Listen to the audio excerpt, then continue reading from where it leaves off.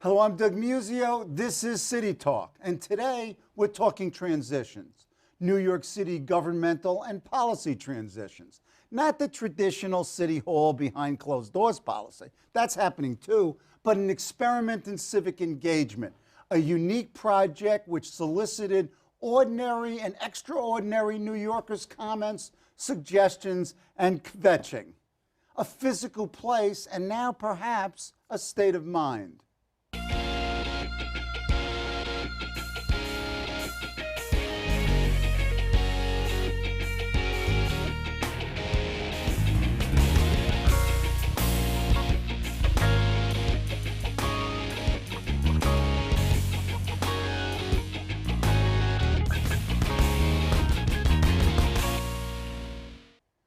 That place is the Transition Tent, and here to talk about it is Andrea Batista Schlesinger. She's Deputy Director of U.S. Programs at the Open Society Foundations, and before joining the foundations in July of this year, she was Special Advisor to Mayor Bloomberg, where she coordinated the Mayor's Young Men's Initiative.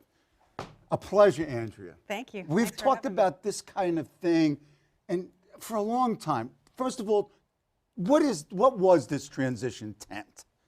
So the idea was to take this moment after Election Day, when all of the conversation, as you know, typically goes inside baseball, backdoor. All the press coverage becomes either who is he going to appoint, where are they going to go on vacation? I mean, we could have predicted how all of this would have played out. To take that moment and infuse it with the energy of New Yorkers and to make it a moment in which their ideas, their questions, and their concerns were framing the conversation. Excellent. And then your ads were really quite good. Well, we had a video team working, and actually, I just want to clarify, those were promos that were put out on our website, but we didn't spend a single cent on advertising. And we opened the tent with 2 days' notice, kept it up for 2 weeks, and 15,000 people walked through those doors. Wow. 10 foundations with deep roots in New York City came together to sponsor this initiative that is an open conversation about the future of New York City. We're here in the Forum. The Forum has a community vision wall right behind me where New Yorkers are weighing in with their ideas, their big ideas for the mayor and all of our citywide elected officials. We're working independently of the transition team, but the transition co-chairs were here this morning, took a tour of the tent, and expressed serious openness to hearing the ideas and solutions that New Yorkers are talking about here in the tent as well as on the streets. Well, I'm excited to be here at the tent. Though this is independent of the de Blasio transition, I think in many ways it embodies what Bill de Blasio is seeking for New York City to be. That's a great opportunity, and I think a real step forward in civic engagement that's not only a model for New York and something that we hope to see over the next 4 years, but really a model for the nation and for the world, ultimately. Does everybody feel excited? Okay. I came this morning to attend a session on resilience and sustainable development.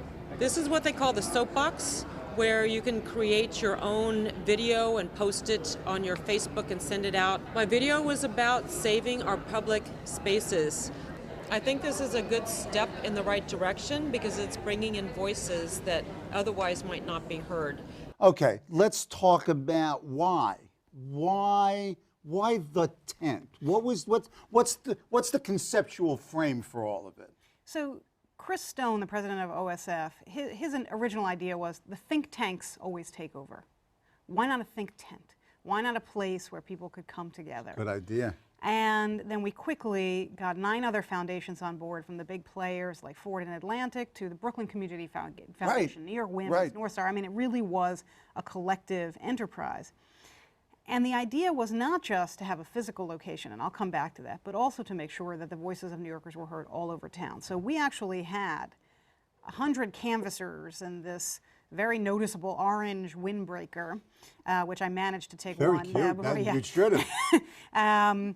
And 3 mobile tents armed with these iPads that had the digital surveys that we created specifically to get New Yorkers to tell us how city services were going in their neighborhood. Mm-hmm. We had 100 of these canvassers, and these iPads are on town. Over 70,000 people filled out this survey. So you had the tent, and of course you had the online and the digital components, but then you had this conversation happening on corners all over the city, from the Rockaways to Staten Island, I mean, everywhere. So, but the important piece here about the tent is other people have tried to do digital, online, open transition. Right. But they just do it through a website. Right. We felt strongly, and I think this bore out, that you needed a physical location. You needed absolutely. a headquarters that people felt was their own. And the soapbox was, talk about the soapbox. Well, the soapbox is a tradition. I mean, that's the idea of getting up on that soapbox and it's your turn to speak. And so we did a little bit of variant on that. So you could get up and speak, and you could hold up a whiteboard that said, "Dear Mr. Mayor, dear Mr. Controller, dear Ms. Public Advocate," with your idea. Right. Take a photo.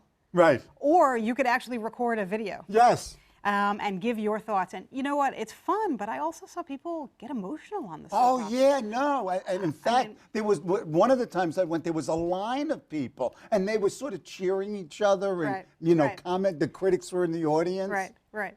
I mean, it wound up, we have all of these powerful videos of the people that stood up on the soapbox. And, you know, we're going to deliver all of those along with the data, and I'm sure we'll talk about it, to the mayor-elect's transition team. Excellent. Okay. Talking transition was nonpartisan. Very. Strictly. However, there was clearly a progressive tone to it. It was progressive in the sense of its existence was progressive in the sense of engaging civic participation, but it was progressive in terms of the groups and the conversations that took place generally. Go ahead. Well, look, I think sometimes these ideological lines don't really work in city government. Go ahead. You know, I mean, I always define throughout my work progressive as meaning that government can play an active role in people's lives. And I don't think that is a partisan issue in New York. I think every mayor, regardless of party, accepts that as a basic premise.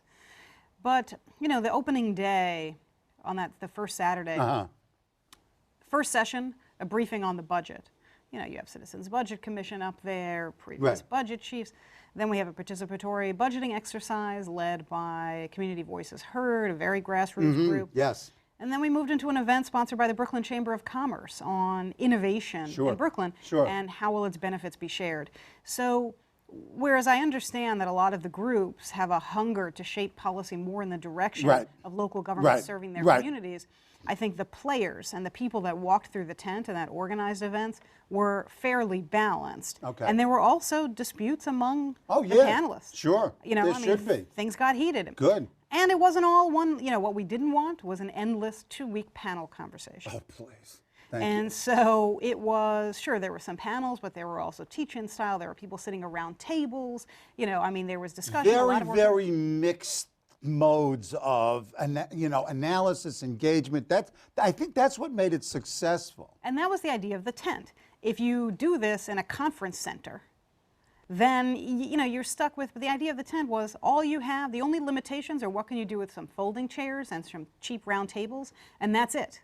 And we could do a lot of things. That's what we showed. I mean, and it was interesting. I mean, the tent itself was interesting. Just its structure. You could look out. The city was right there. It was supposed to embody the spirit, you know, open, transparent, participatory. And, you know, we had the one main component of the tent where people could have discussions, but then we had the forum that was open from 9 to 9. And that's where you had the iPads where people could come and do their survey and record their video. But then here's the coolest part. We had these screens where the data from these surveys being taken all over the city was continuously updated. So you could see in real time. So you could see how your fellow New Yorkers felt that things were going in terms of their ability to lead the lives they want, their ability to find a good job, police community relations, parks, you know, and everything. And that was powerful. Okay. But there seems to be a moment out there. Many have called it a progressive moment, but there's a moment. And many of us sort of feel the moment, and I always use my favorite anthem from the 60s, something's happening here. What it is ain't exactly clear. What's happening? Well, you know, we consciously chose for Talking Transition to launch after the election. And some people said to us, why not do it after the inauguration? Too late. But our view was way too late. Way too late. Because the key decisions about tone, personnel, policy were happening now. Absolutely. But here's the, you know, I think people were saying, well, voter turnout was low in the election. Yes, that is true. But the number of people that responded to this project, I think, indicates that maybe people don't just want to be asked for their vote and then otherwise the experts will take care of it. They want to be engaged in talking about Sure. what their city should look Sure, like. And I think sure. that's the moment. I think the moment was already there. I think that appetite to talk and to figure out, is this next chapter of New York City's governance going to belong to us? Will it happen to us? Or will it happen with us? I think that sentiment was there, and I think the Talking Transition Project managed to capture it and to give it a platform. Sure, and clearly you've got a mayoral change of administration that reflects a party change, and really, in many ways, but not all that much, an ideological change from the last 20 years, the last 12 with Bloomberg and the 8 prior to him with Giuliani.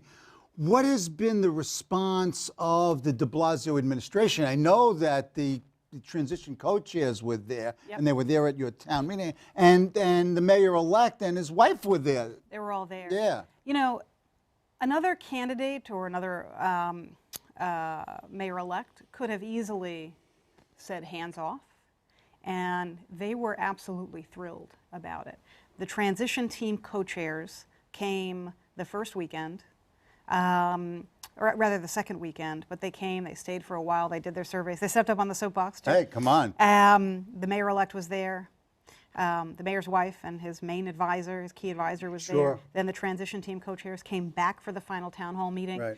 And they were totally enthusiastic. And, you know, the mayor-elect said something, you know, very powerful, that you never know where these gems for policy that are going to affect thousands of people come from. And so for him, this was a huge help by providing all of these ideas. And he said, this is a great problem to have. Too many ideas? This is a great problem. So he got it. He got it instantly. Someone else may not have gotten it. He got it instantly. His transition team got it instantly, and they were enthusiastic. Now, we planned this separately and independently, and so we were going to go live whether he was enthusiastic or Right, not. exactly. But it was exciting to people to see the transition team there. Right, right. Because You know. it lends real meaning. I mean, these are the folks who are going to make the policy and personnel decisions. Right. Are you confident that this will shape and inform the mayor's agenda? I've been on all sides of this. Yeah, know, you have from a been. think tank, you know, on Drum the major, outside, you a were drum major with institute, Bloomberg. be working in City Hall, working on campaigns. The policy of the process of policy formation is not scientific. No, it's And, bizarre. you know, some of it is serendipity. The right person is sitting in that Right, tent but listening luck. to I that mean, come on, idea. absolutely. Right, and says, that's the one, that's what I'm going to do. Those are the gems that Mayor-elect de Blasio was talking about. But here's what we're going to give the transition team. Go ahead. First, that's those 70,000 survey data. This is the first time that an administration will have that neighborhood level. We asked people, as you know from your multiple times filling out the survey, please. what's your zip code? Yep. The only other information that you can get to do that is 311 complaints, and you know those are very selective. Right. Well, you need towards very resident geared- satisfaction you need it. surveys. You need So, all that stuff. Nothing like this has Nothing. taken place. I Nope. mean, the Mayor Bloomberg did great work around Plan YC. Right. And, you know, but this is so we're going to crunch all that data and give it to the mayor-elect's transition team to get a really good view of how things are going. And we looked at some of the preliminary data, and you can really see how things are different, dramatically different by zip code. Now, you and I may know that intuitively and talk about it over coffee, but it's another thing to see 70,000 responses giving you that data, and then it tells you, how should I be thinking about my policies? Sure. Maybe it's sure. not one policy. Sure. Sure. Your data is really another overlay in all these maps that lay out all the different socio-demographic variables out there. And this is And important. we're actually going to, speaking of overlay, we're actually going to open it up. So this week, the firm that put together the survey for us is going to open it up for a contest for different people to visualize this data, overlaying it with city data. Wow. And so we're opening it up completely. And Perfect. then we're going to present that to the mayor-elect. So that's Perfect. one set of data. Then we have, you know, all of the responses from our town meeting this final Saturday, where we had 1,000 New Yorkers going deep into housing affordability, quality education, Right. and police community relations. Right. And we challenged them over 5 hours to come up with real solutions and to weigh in on the solutions that are already out there, either identified by the mayor-elect and his Right. campaign platform, or and they And this is all processed all of videotaped, that. excuse This is me. all videotaped. Okay. In fact, every event is available at our website. You can watch every event, and they were all live streamed. So for the rare moments that I wasn't at the tent, I was watching online, and it's powerful. It's great stuff, great content. And that was one of the things, actually, and this relates to the third piece of data that we're going to give the mayor-elect. There were over 120 discussions in the tent over 2 weeks. And some AARP. I mean, they ran the gamut. It ran the gamut, from talking about issues from a municipal minimum wage to how do we institutionalize community engagement to how should the next mayor use and work with the ethnic press to disseminate Absolutely. I mean, I'm very familiar with that. Gary Pierre, who was the presenter, teaches with me at CUNY J School. Crucial element of communication. That they viewed as being unexploited, frankly, for the last however many years that now. So there were so many ideas and such high-level conversation, and we're going to collect all of that, synthesize it, and present that to the mayor-elect as well. But this is massive. When you talk about how many, you have a team of 50? What do you have? Not quite a team of 50. But you have enough very people to do the analysis. Yeah, I mean, we've got 10 foundations on board that are thinking about all of this, a number of organizations, and then we have the team of people that put together the event. HRNA Advisors was the project management firm. We had an excellent event production firm. So, I mean, we did this in short order. Sure. And frankly, in some ways, this is the most exciting part, is now you dig in, and we put out a challenge to everybody. Don't come and complain. No events are around complaints. Events are around what the next mayor should do. Right. And they answered that challenge. Now we've got to figure out what they said and to move it to the transition teams. So now you can communicate it, and you have communicated and will be communicated to the policymakers. What about the general public? What about the neighborhoods? How do you get it out there? Well, we're going to put out all of this stuff, obviously, over our website, which got a ton of traffic, considering, again, that we didn't spend a cent on advertising and launched 2 days after the election and 2 days before the tent opened. Otherwise, we went through somewhat comical efforts to keep this under wraps because we didn't want in any way to compete with the campaigns. Surprisingly, you were successful. The only thing we didn't count for is that we were building a tent under the window of New York Magazine. So we didn't account for that. So there was a story in the New York Magazine. We should have realized that their offices were overlooking the tent site. That's high intelligence, but yes, go ahead. We didn't project that. So there was a little bit of a piece, but nobody kind of broke the story about what this was. So in terms of, we established a wonderful relationship with the New York Public Libraries. Our canvassers were there, being part of their ESL classes and citizenship classes and working on the survey, so that's a dissemination mechanism. All of the organizations that were part of this are now excited about what the data says and will need to use it. And that's the key. I mean, a lot of people are going to be moving their individual pieces of the pie. Of course. I mean, the Absolutely. stakeholders have got their own interests. Exactly, and that's what they're going to do. And that's what they should do. They affect policy. They know how to do That's it. What we're hoping is that through the banner of Talking Transition, that we can organize this information, show which pieces have community support, and present to the transition team a synthesized version that also identifies who are the key people that you need to be talking to, because those are the key people that were in the tent. Sure, exactly. Okay. How do you move forward? How do you keep New Yorkers engaged, irrespective of necessarily the substance of it? How do you do that? What's the next big civic participation idea? Go ahead. Do it right now. No, go ahead. You want to come up with it right now? Too much burden. Go ahead. Well, I think, we were focused on this particular moment. Sure. But everybody is saying, what's the future of Talking Transition? What are we going to do next? Come on. And I don't think the answer, is there yet. One thing I was struck by is repeatedly throughout the 2 weeks, people were asking, how do you institutionalize this kind of public participation in governance? Right.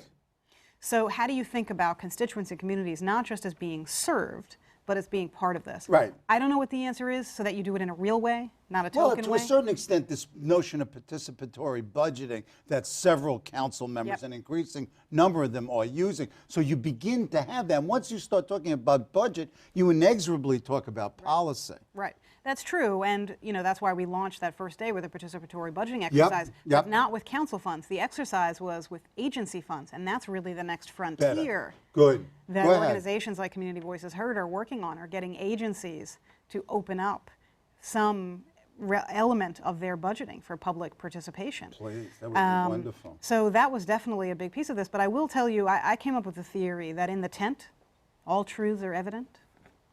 And we had a really high-level budget conversation one Saturday morning and the room wasn't full. And I think, and James Parrott of Fiscal Policy Institute said, Yep. there's nothing that affects people more that they want to talk about less Right. than the city budget. Right. And You got to concretize it for them. I think we need to, yes, we need to concretize it and say how it's connected to all of these things and make it real. Yep. And that discussion was so incredible, and I hope that people will watch it online. This very high level, how do you make a budget in 90 days that the Citizens Budget Commission put together? And it was fascinating. And, unfortunately, the turnout for that particular session, although we averaged, 1,000 people a day, is an indicator that there are some areas of conversation where we must do a better job engaging. So there's follow-up here. There's follow-up here. I don't want to overpromise because I don't know exactly. But it doesn't have to be the same modalities that you used the last time. But you're going to follow. No, we're definitely trying to figure out what's the best way, and it's Open Society Foundations and 9 other foundations and organizations. We got to figure out what's the best way so that this doesn't become token. Right, and this relationship, I mean, obviously is not permanent, but it is semi-permanent in terms of moving forward in this civic participation effort. The relationship with the other foundations. Yeah, I mean, I think everybody came together in a very short amount of time to make this happen and feels the excitement of it. Do you take this on the road? That would be great. Chris Stone, the president of Open Society Foundations, is thinking not only about taking it on the road domestically, but what would it look like internationally? We had observers from United Nations on Saturday thinking about what could we do in other countries.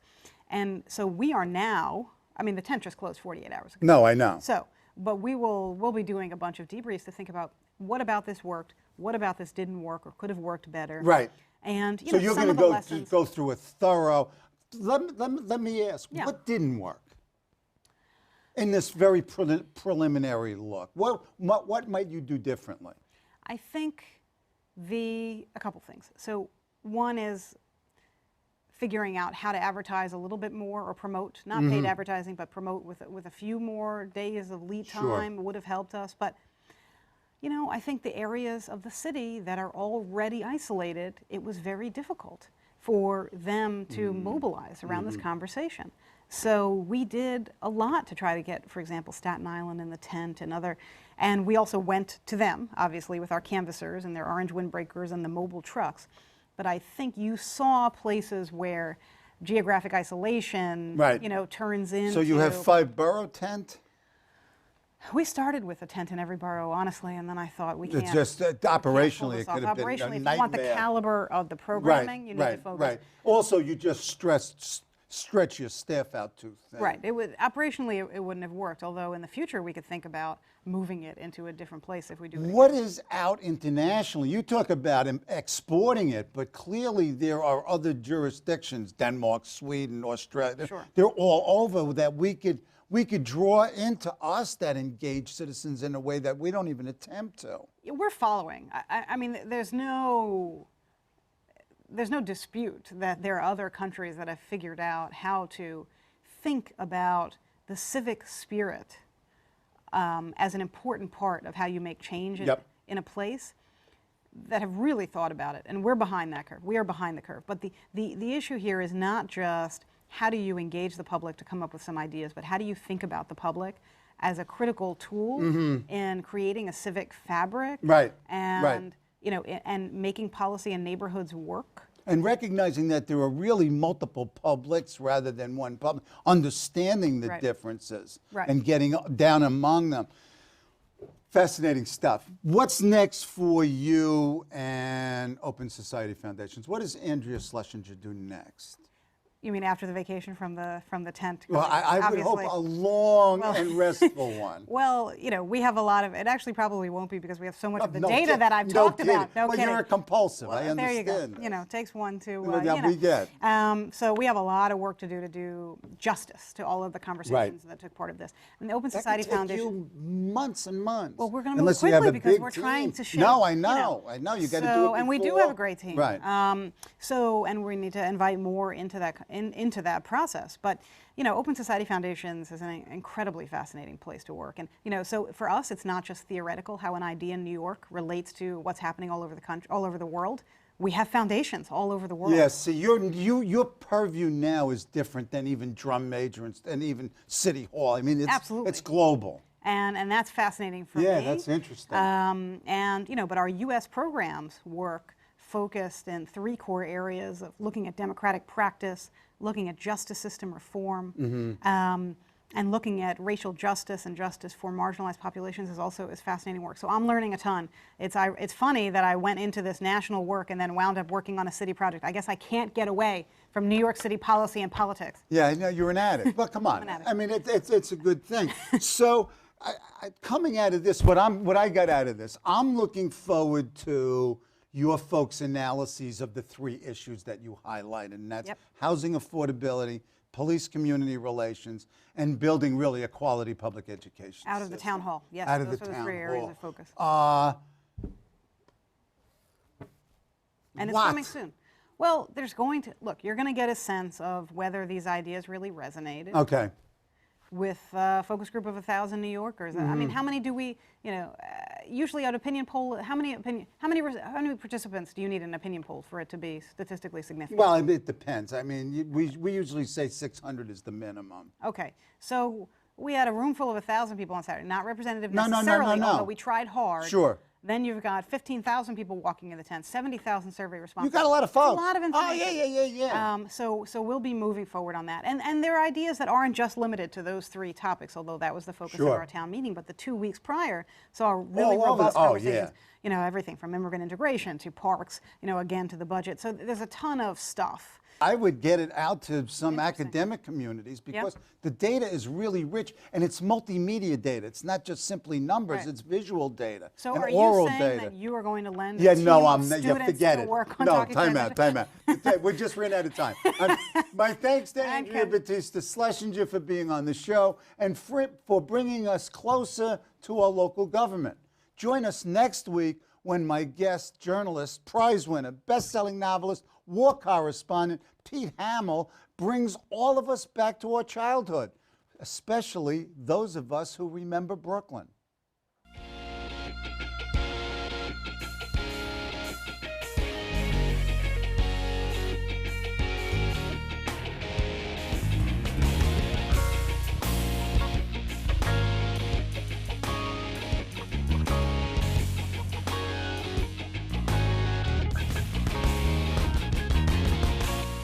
Hello, I'm Doug Muzzio. Let us know what you think about this show. You can reach us at CUNY.TV. When you get there, click on the bar that says Contact Us and send your email. Whatever it is. Thanks, no thanks, obnoxious, do it. Send it.